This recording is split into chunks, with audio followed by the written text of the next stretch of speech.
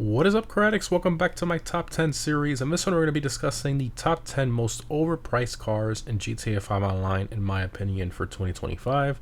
And to clarify, this will not include aircraft, watercraft, motorcycles, properties, etc. Again, it's only cars with a couple larger vehicles as well.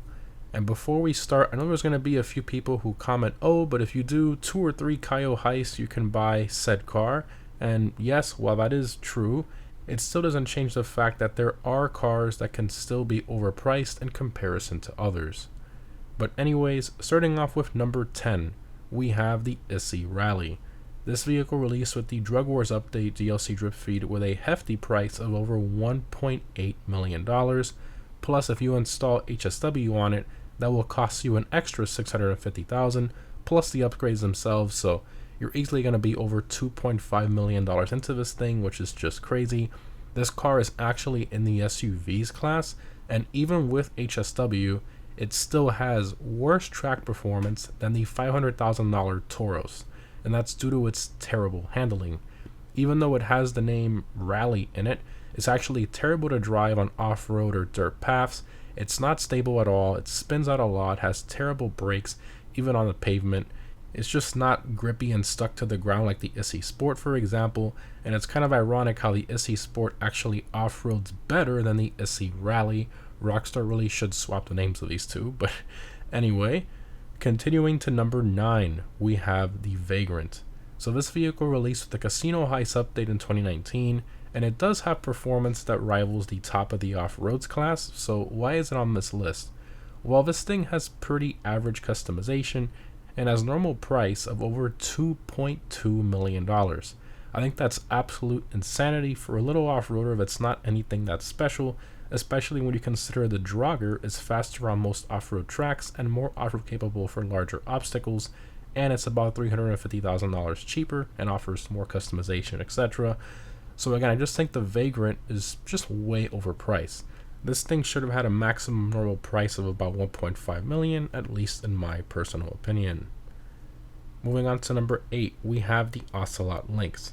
So this car released with the Cunning Stunts update in 2016 and has a crazy price of over $1.7 million, which was just absolute insanity, especially in 2016 for a sports car with below average performance. Now, it has since been removed from the website with the Mercenaries DLC, but that still doesn't change the fact that this thing is just way overpriced. Again, it has below average performance, being slower around a track than an OG Sultan off the street, for example, and the customization is pretty average.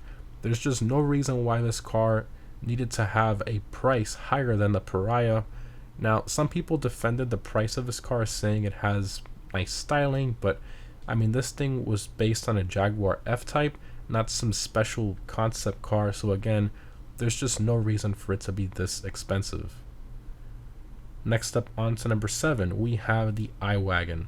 So this one released with the Contract DLC drip feed in 2022 with a price of over $1.7 million, which is absolutely insane. This thing is an electric SUV that's super slow. It doesn't even break 100 miles per hour when fully upgraded. It goes like 95 miles per hour maxed out, which is just slightly faster than the traffic on the highway. It's just an absolute joke. And the track performance is above average, but it's still nowhere near the cheaper and faster SUVs at the top of the class.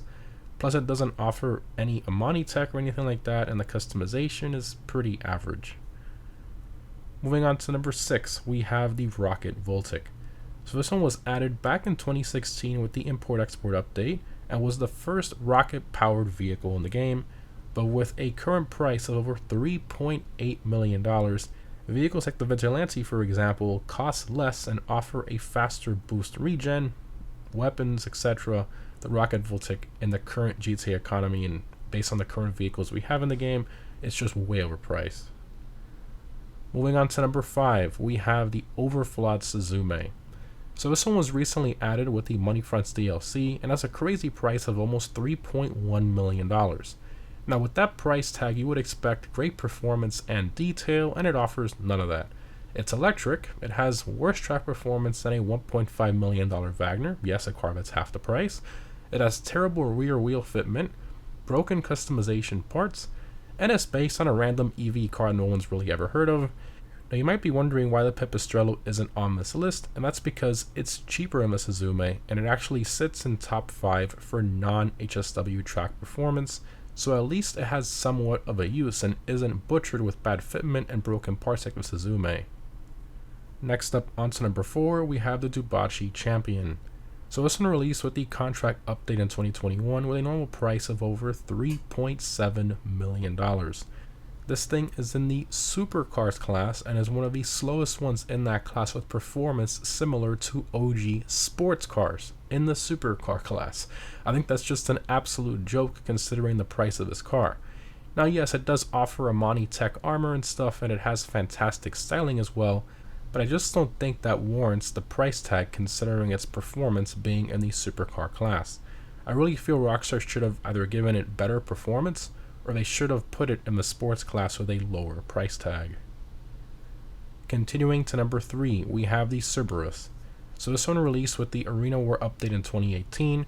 This is a useless, overpriced Arena War vehicle, as with most of them, but I think this one is the most useless at over $3.8 million. And if you factor in all the Arena War upgrades, you're going to be well over $5 million into this thing. I just don't see the value there for a massive truck with underwhelming armor. And for those of you wondering, it blows up with only 5 homing missiles, which is decent, but not all that great considering the size of this thing and the price. Now, the truck itself is a direct reference to the war rig from Mad Max. It also takes some influence from the Dreadnought from Death Race, but a $5 million movie prop is a pretty pricey vehicle. Moving on to number 2, we have the RCV. So this one released with the Doomsday Heist update in 2017 and has a normal price of over $3.1 million. So this thing has no explosive armor, basically no customization except for some camo liveries, and it isn't really all that great to drive. There's literally no reason to own this thing. It's just one giant paperweight that collects dust in my facility. Now it does have the water cannon like the fire truck, but if the normal fire truck has the same explosive armor as this, which you can steal off the street for free and drive around, what's the point in using this over a regular fire truck? It just makes no sense. And lastly, on to number 1, the most overpriced vehicle in GTA Online in my opinion. I decided to combine these sort of like into one, and that is the customizable cop cars that have released over the past couple years. All of these cost roughly $5 million-ish for their normal price, which is just insanity. Now yes, you do need to own one cop car to do the dispatch work for Vincent, but owning more than one is literally just throwing your money away for random wee-woo cars that aren't really that special and don't even have their own racing class, which I think would definitely make them a bit more useful. If you were to purchase every customizable cop car currently in game at their normal price, it would actually cost you over $58 million plus upgrades. So well over $60 million in cop cars if you want to own all of them. These cars are the best way to drain your bank account in GTA Online by far. But anyways guys, there you have it, the top 10 most overpriced cars in GTA Online in my opinion. Now I did include a couple larger trucks in here like the RCV and the Cerberus in this list, but there weren't really too many other normal overpriced vehicles in general that I felt should be on this list considering GTA's current economy, which is a really hard thing to balance in a list like this in 2025. So obviously I balance performance, customization, styling, etc. to sort of give, you know, a top 10 list that I felt were vehicles that are just overpriced for what you're getting out of them. But I think most of you will agree there are some strong picks on this list, but definitely let me know what you guys think down below in the comments. Hope this was helpful. Thanks again for watching, and I'll see you in the next one.